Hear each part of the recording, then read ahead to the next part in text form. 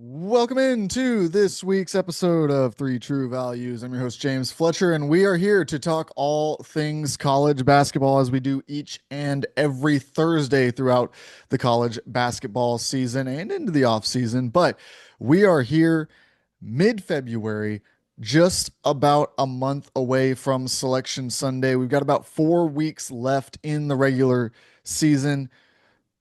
Well, about 3 weeks left in the regular season now.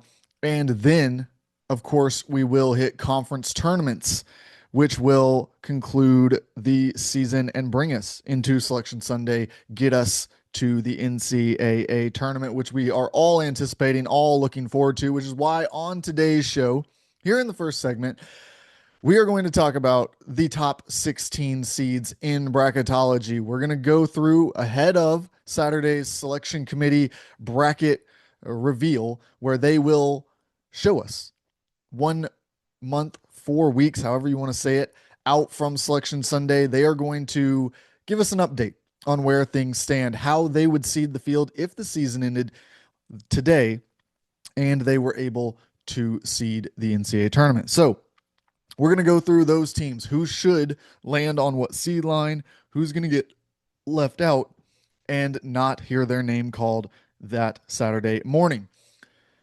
Then, in the second segment, we've got to touch on it. We've got to talk about Mick Cronin and what's going on at UCLA, the latest on just a really grumpy mood that he has been in recently, some interactions with players, some interactions with the media.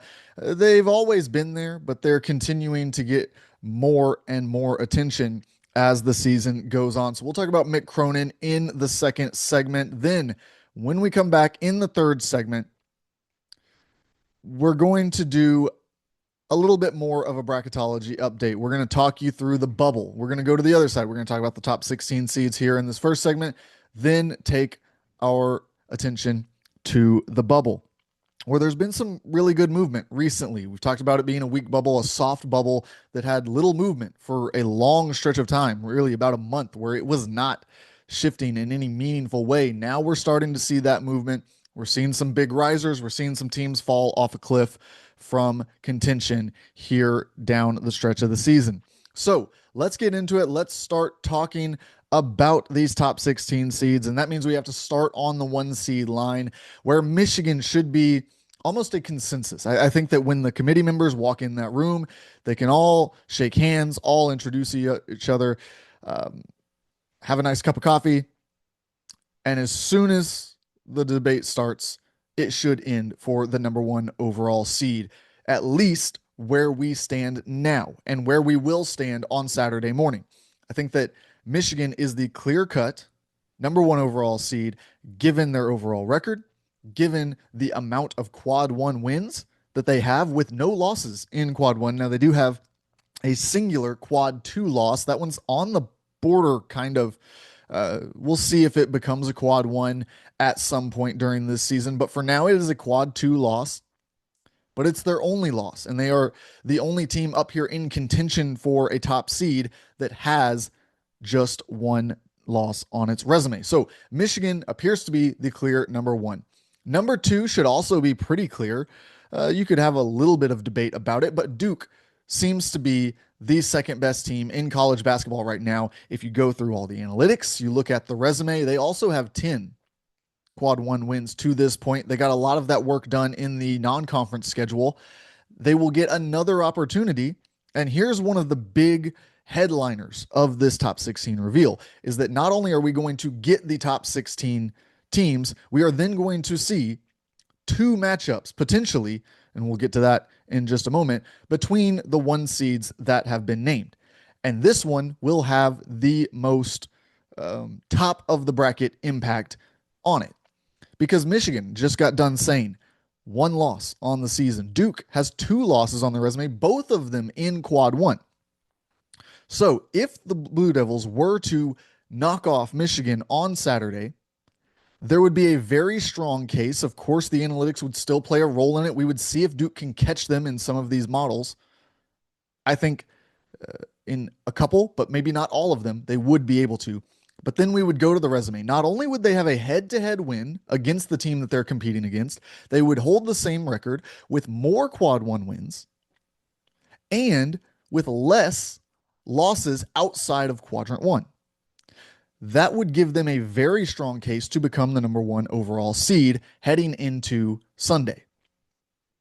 So you could very well see Bracketology come out today. No changes to this top seed line on Saturday when the selection committee reveals their top teams. But on Sunday, we could have a whole new look. And part of that is because at number 3, we have Arizona. Arizona, of course, was undefeated for a large portion of the season, then takes 2 losses in a row. Real kind of eyesore, gets knocked down, but they were not terrible losses. They were both in quad one, really didn't ding their resume in a significant way, but it did allow Michigan and Duke, with 2 incredible resumes, to surpass them on the seed line. So Arizona sits at number 3. They will face off against who I currently project to get the 4th 1 seed, the final 1 seed, in a very close battle with a large group of 2 seed teams, which have a case to be made for that final spot. I think that there's probably 4 teams right now that are very close, 1 win or 1 loss away from being able to slide up or down the board into that 1 seed position. Houston currently gets the nod, even though they lost to Iowa State early this week. You saw Houston face off against Iowa State. They take that loss. Houston had been the projected 1 seed, that 4th spot in the South region.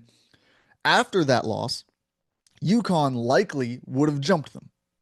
But because I don't update bracketology until Thursdays, at least publicly, behind the scenes, I have the projections and I keep track of where things are moving.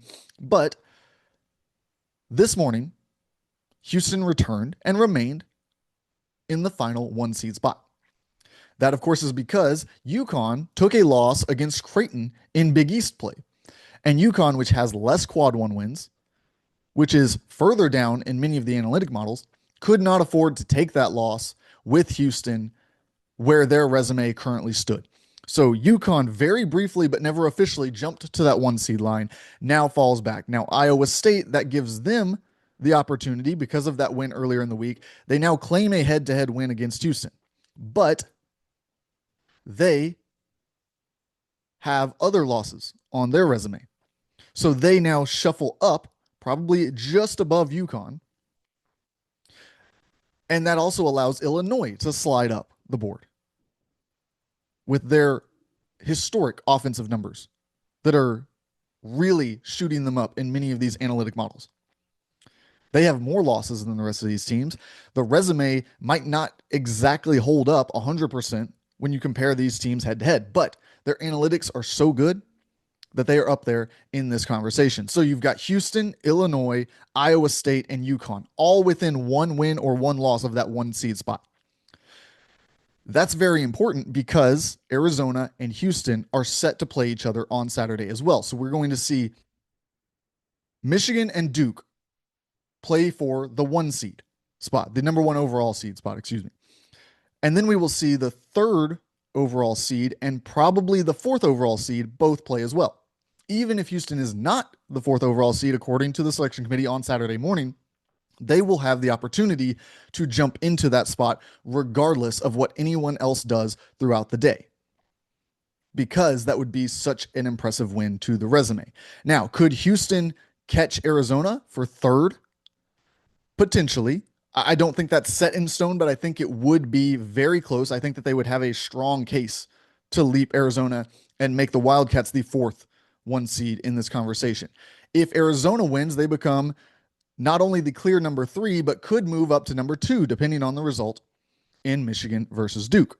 How that goes is going to play a large role. The analytics, how they shift because of that result, are going to matter there. We talk about the 2 seed line. We've already gone through the teams that are there with a chance. The order currently would likely be Illinois, Iowa State, UConn. You can make a strong case to jump Iowa State into that 5th slot over Illinois when we get down to resumes. But the analytics are so strong, I do just to give Illinois that slight edge for now. Again, going into the weekend, though, this can all shift with one result here or there. We talked about UConn. They took that loss in the Big East. You just can't take a lot of losses that aren't in the top quadrant because you're not going to get the opportunities this season. The way that conference is aligned, you're not going to get many opportunities to right that with quad one wins. Finally, to round out the 2 seed line, we've got Purdue sitting there, and they're dangerous, but they just took a blowout loss against Michigan. That's going to ding them, keep them just out of reach of this 1 seed discussion, but they have the runway with a month left until Selection Sunday that they can still make their way up into that conversation. They can still get there by the time it's all said and done. Definitely not out of the picture. Another team that's not out of the picture to reach the 1 seed line is Florida, who is at the top of our 3 seed line as we move down the bracket. Florida is surging in the analytic models. They continue to stack together results as well in the win column, which is continuing to build up their resume in SEC play. They need to keep doing that. They don't have much wiggle room if they want to reach the 1 seed line because they are, at the end of the day, relying on some of these other teams to beat up on each other. That, of course, starting this weekend. They would need a couple more losses by the Houstons, the Illinois, the Iowa States to raise their stock into that conversation just because of the number of losses they already have on the resume at this point. So for Florida, it's all about just stacking wins. They can get there, but they are the furthest back of the teams that have a realistic shot at this point with 1 month left to go. We look at the rest of the 3 seed line, though, and we've got Gonzaga coming in there. Yes, they took a quad 3 loss. That's going to ding them hard. I don't think that they really have much upward mobility even into the 2 seed line because of that loss, even though their overall record, of course, is outstanding. Their analytics continue to stack up with any of those 2 seed teams that you evaluate. But that resume ding is just going to keep them probably where a 3 seed is their max. And I could see them being a team that I am over the top on. They could be further down the 3 seed line. I don't see a 4 seed with them, but if they popped up as a 4 seed on Saturday morning, I would not be shocked by that outcome. Nebraska checks in next here.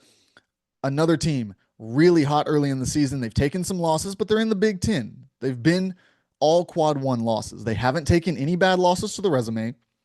They have stacked some good wins in quad 1 as well. They're still above 500 in that category. So they've got a case there. They don't have as many quad 1 wins as some of the teams around them, but the strength of their overall record is going to keep them in this conversation for sure. Kansas also in this conversation. They are right now the last 3 seed. They are the team that could slide somewhere across this 3 seed area. They could be a little bit higher up. You could see, like I said, Gonzaga could be down further on this seed line. You could see Kansas a little bit higher. These teams are very close when it comes to running the numbers, and that means that it's all about where on the resume they are valuing most. Is it the quad 1 wins that you picked up? Is it your win percentage in quad 1? Is it that you stayed clean outside of quad 1? What is most important to this committee? We're going to find that out on Saturday. That's what's so important about this practice. And now we move to the 4 seed line. Obviously, the last 4 teams that they are going to reveal, we're not going to get a whole lot more teams beyond that, as much as we would love for them to fill out a full bracket for us a month ahead. But here on the 4 seed line, I think that it really starts with Michigan State. They're the team that has the best chance if you were going to put in any kind of conversation about one of these 4 seed teams jumping onto the 3 seed line. It would be Michigan State. They've got solid quad 1 results. They've got very nice overall record, and they're very much up there in the mix in that conversation. You've also got Vanderbilt. Vanderbilt, a team that has really started off strong, very much in the Nebraska conversation.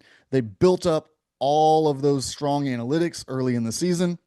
They then came into conference play. They have not been perfect, but they haven't taken bad losses. And so that has allowed them to stay high up this board. They still have a strong overall record. They still have very strong computer numbers, and that is keeping them right here in this conversation despite taking a loss against Missouri, a Missouri team that just sneaks in as a quad one result, a Missouri team that is using that result to surge up into the bubble conversation. We'll talk about them later on in the show. So, really fascinating the dynamics that are going on there. You've also got beyond Vanderbilt, Virginia, who has another team, strong record, real consistent results. They're not dominating in the computers necessarily, but they are so even across the board. There are no highs, there are no lows to this resume. When you look at it, it is what it is. And that is helping them with some of these teams that have been very inconsistent around them, that have slid up and then fallen down and then up and down. It's been all over the board for many of these teams. And finally, we wrap up the 4 seed line with Texas Tech, who I think is going to be one of the two very interesting. And so we'll get into, yes, Texas Tech is the final number 16 in this top 16, but we are also going to talk about this one team that's on the outside that could be up in this spot. Texas Tech for sure has the upper hand on Alabama for the final spot,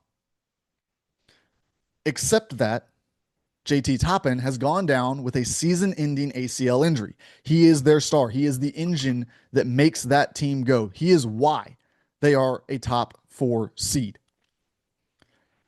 Without him, how does the NCAA tournament committee view this team? It's a very unique time for us to get this update from the selection committee because they can take into account what the team looks like now. Now, they haven't seen a lot of action without JT Toppin to this point. So that's going to complicate things a little bit. If, of course, Texas Tech goes on a losing streak here, it won't even matter. They will slide out of this conversation. They will go further down the bracket. But for now, how do we evaluate this team? Knowing that JT Toppin is not going to be playing, we have to weigh what they were before this injury and what we think they will be after this injury. Do they still deserve a top 4 seed? Do they deserve a spot in this top 16 overall? And that's where the Alabama debate becomes very interesting because Alabama is not without its own conversation as well. Because I've talked about already at length the Charles Bediako situation, now ineligible. He is not part of this team. Their results 3-2 were not incredible with him on the floor. But you can isolate certain results. You can have more in-depth conversations about what this team is, minus a player who is now out of their rotation.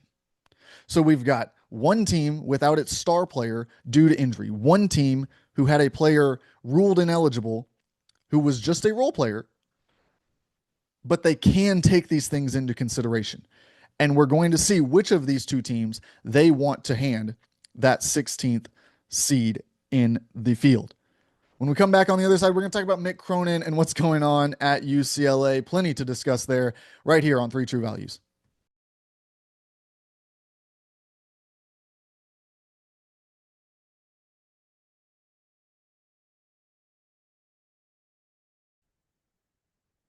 Welcome back in here as we keep things rolling on today's show. We're going to talk a little bit about this Mick Cronin situation at UCLA. Of course, the Bruins went on the road to face Michigan State, and things did not go well.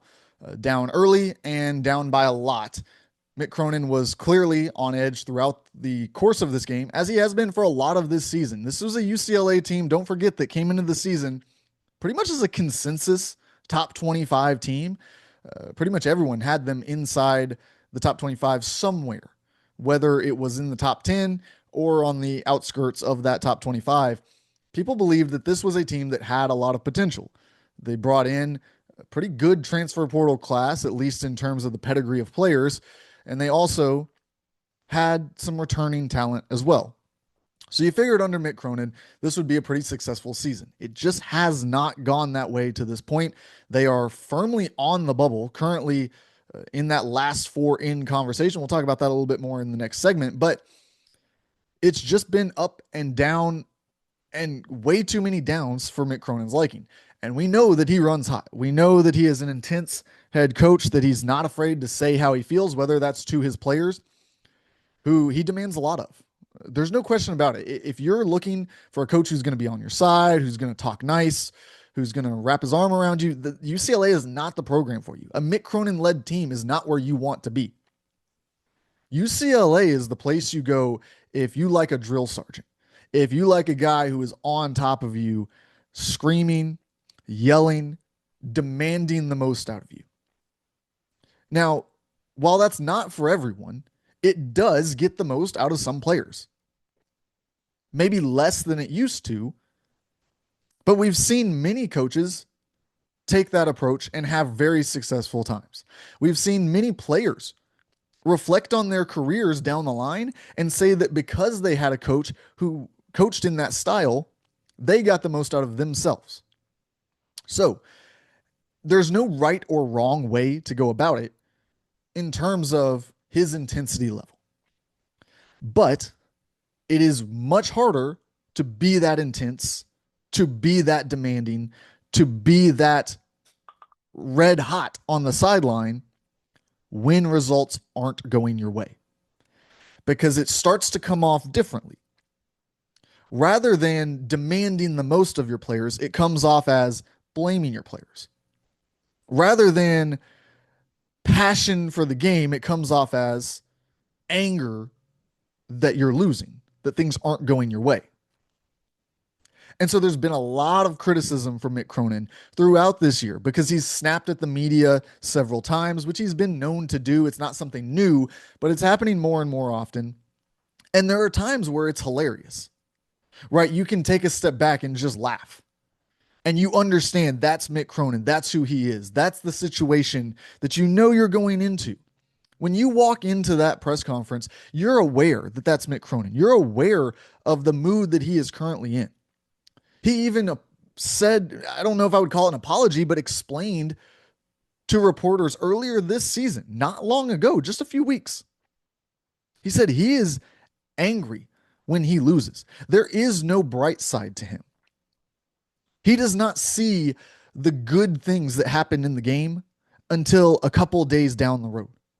That's when he can evaluate the film and see what they did well, what they need to improve on. But in that moment, 15, 30 minutes after the result, he's just angry. You're not getting anything productive out of him after a loss. That's just not going to happen. Now, that's not great for you as a beat writer. So I understand how they find themselves in that situation sometimes. You need something to write about. You need him to break it down for you how certain things happen. And he's just not in the space to do that. It is part of his job to do that. So he should be continually working at least being able to provide answers that are productive.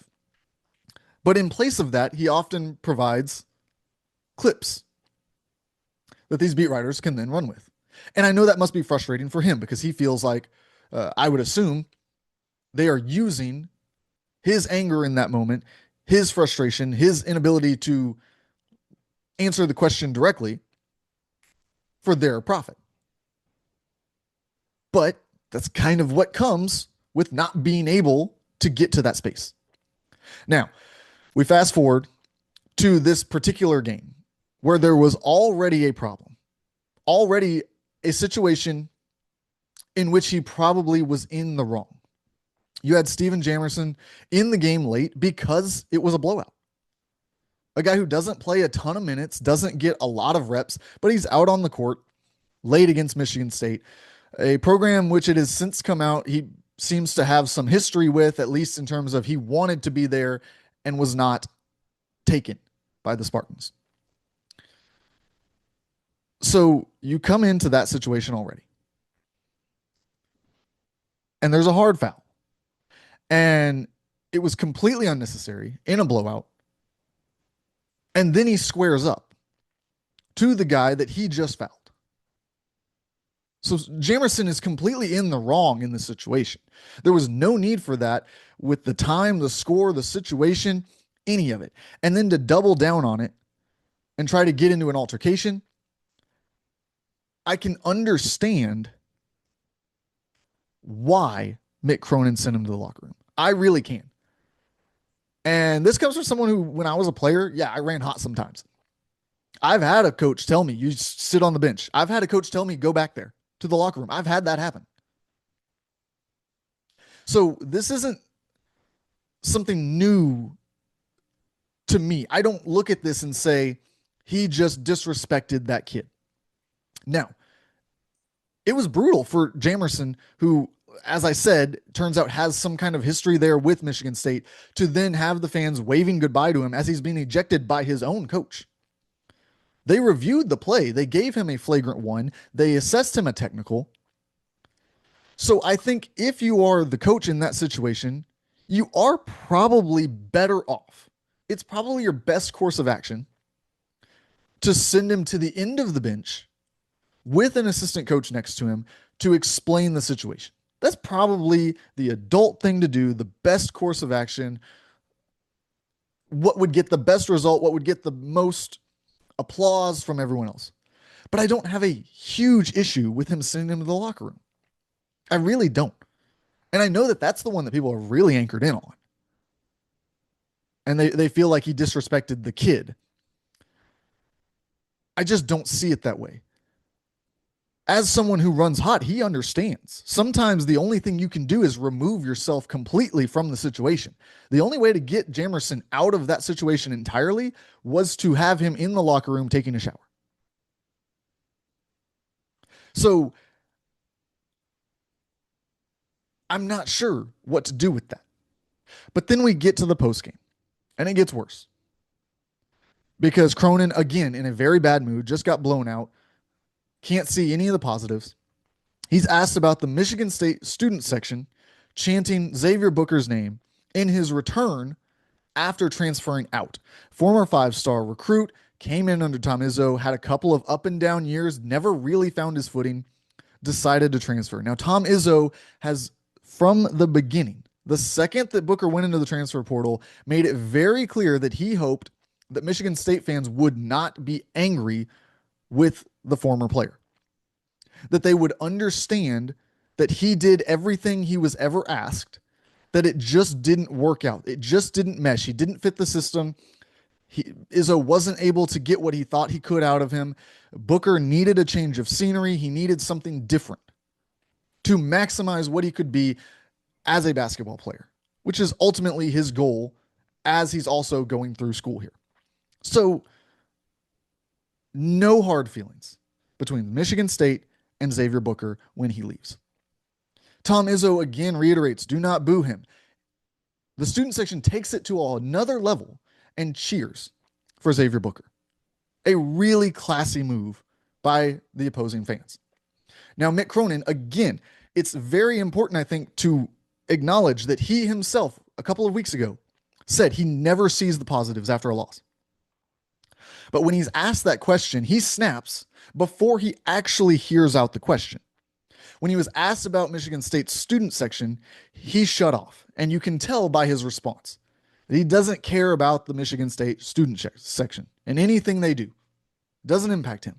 Now, he had an opportunity here to, if he was able to get out of this mode, sure, maybe praise their student section, but also give his player, Xavier Booker, a nice moment to acknowledge the person Xavier Booker is. He didn't have to acknowledge the student section. He could have said, that's the kind of person Xavier Booker is, that fans will get behind him even after he leaves. That could have been his response. He didn't have to focus on what this Michigan State student section is. He was being asked, though, about his player and what it means, what it says that another team is cheering for that player. He could have gone that route. He didn't. He blew up on the reporter. Then he called it the stupidest question he's ever been asked, which is, I mean, it's Mick Cronin hyperbole, but it was just a ridiculous thing to say. It was so clearly not the worst question. I mean, I've heard, trust me, I go through press conferences. I listen through to what these coaches are saying, what they're asked. I can give you 25 worst questions every night in college basketball. Every night. That was a completely reasonable question, especially from a Michigan State writer trying to find an angle to focus on. Even if it's a UCLA writer, you're looking for something positive to write about the program. If you're Mick Cronin, don't you want that? It's real negative right now. That's not good for your job security. So Really bad situation. And then he keeps doubling down. The reporter gets kind of confused, and Mick kind of challenges him, almost directly asks him to defend his question. And his voice kind of, the inflection goes up a little bit. Then Mick immediately says, "Don't raise your voice at me." There was no voice raising in that at all. And everyone who has heard the clip knows that, which makes it even more confusing that Mick Cronin then responds, "It's on video. Everyone knows that you rose your voice at me." When in reality, everyone is seeing that video around the world and saying, "What is Mick Cronin talking about? What is wrong with him?" So it's a really, really bad look. And I think that it really hurts him. I think he's a coach who could have afforded a bad season coming into this year. I don't think he needed to be a deep NCAA tournament team to keep his job or to keep the hot seat rumors away. But now, if he misses the NCAA tournament, I think you really start to have conversations. I think UCLA fans start to debate if they want to put up with this, if this is too much for them, if they're ready to move on. And whether that happens this season or it means he enters next season on the hot seat, it's not good for him. It's only negative for this kind of publicity to be around him. And so it'll be interesting to see what comes of it because I don't see him changing. I really don't. Like, this is the coach he is. So whether that means he needs to be at a different program where it comes off different, where the fans react to it different, that's to be determined. We'll see how it all plays out at UCLA throughout the rest of this year. We'll talk a little bit more about the Bruins and where they stand in bracketology. On the other side, we're going to be talking about Bubble Watch and then get you out of here with the games of the week.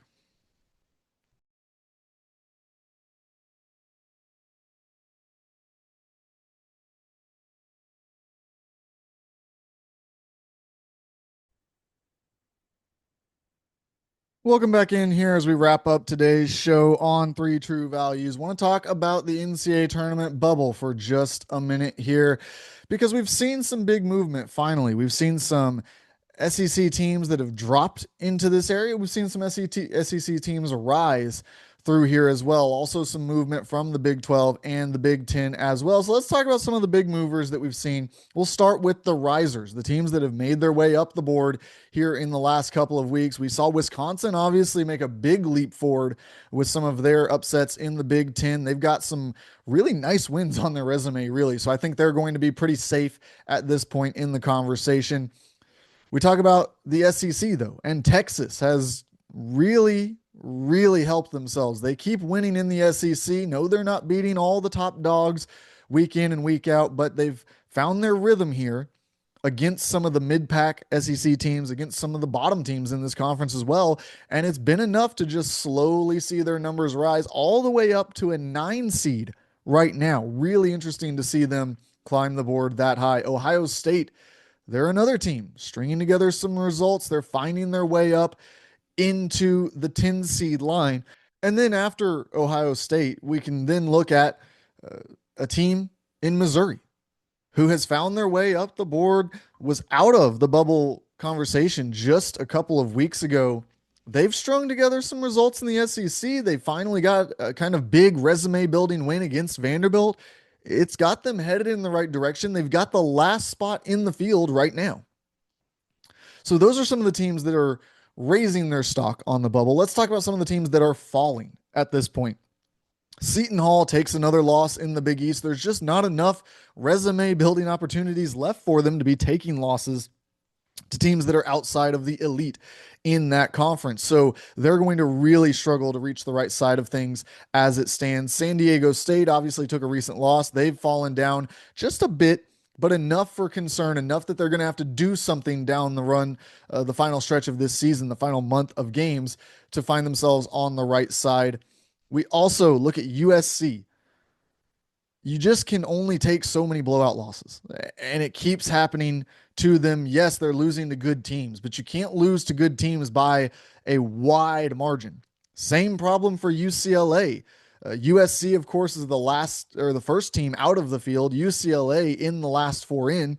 Two teams that just a few weeks ago looked like they were going to be much higher up in this conversation. So to see them fall down into this territory, they're going to have to right this ship, figure out a way to get things turned around. They just have not been very good in the Big Ten to this point. Need to find a way to flip those results.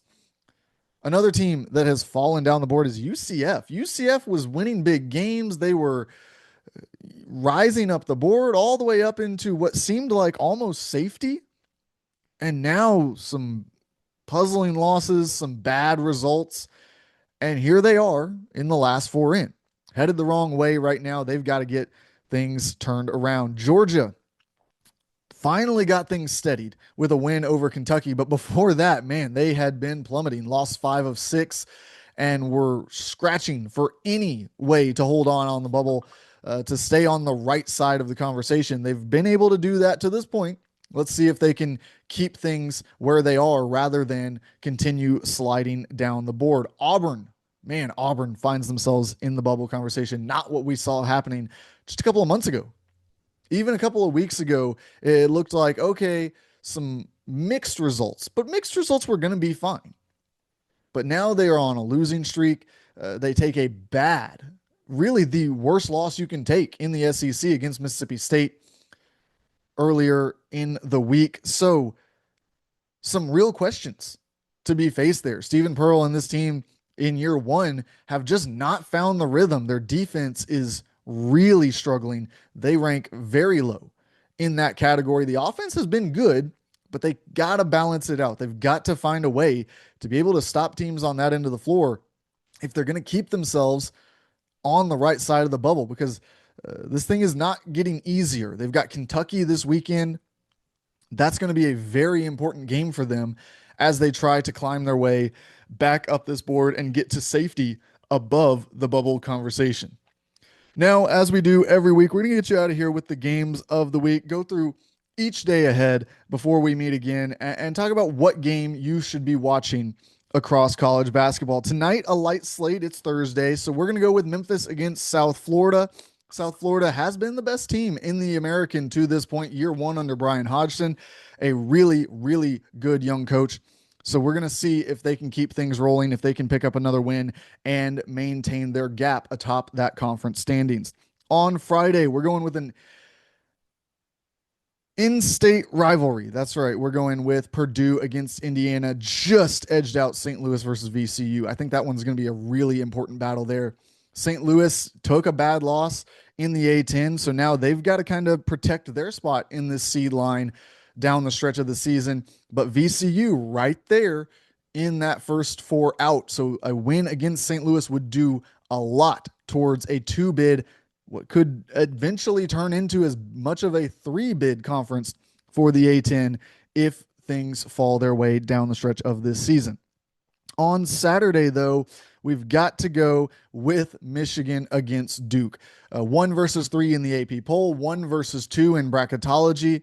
The 2 best teams in college basketball right now are going to face off on a neutral floor in a non-conference matchup on a Saturday in late February. It doesn't get much better than that, so we will be tuning in. And then on Sunday, we're going to watch Wisconsin against Iowa, one of these really good middle-of-the-bracket Big Ten showdowns that could flip the way that these 2 teams are seeded, could really give them an advantage heading into the conference tournament as well. Then on Monday, we've got Houston taking on Kansas in Allen Fieldhouse. We know how hard it is to play there. We know how tough this Houston team is. Really excited to see that play out on Big Monday. And then on Tuesday, we don't have any ranked versus ranked games on the schedule, but we do have a really interesting ACC battle between Virginia and NC State. NC State has had some good wins. They've put together some really good results down the stretch here under Will Wade. Interested to see, can they get another marquee win on their record, or does Virginia just continue that consistent run? Do they keep chugging along through this season? And then on Wednesday, we're going to go with a battle at the top of the Big East. What should be for number 1 in that conference, UConn taking on St. John's. UConn will host that one, so they will have the home court advantage. And once all those games are in the books, we will be back with you next week on Thursday to break it all down. We'll talk about the biggest storylines in college basketball, the latest results, and what it means for bracketology, which we will have updated for you then as well. We are getting down really the home stretch of the season. You're not going to want to miss any of this content. So, like, subscribe, share it with your friends. Make sure that you're locked in with Three True Values all through March Madness.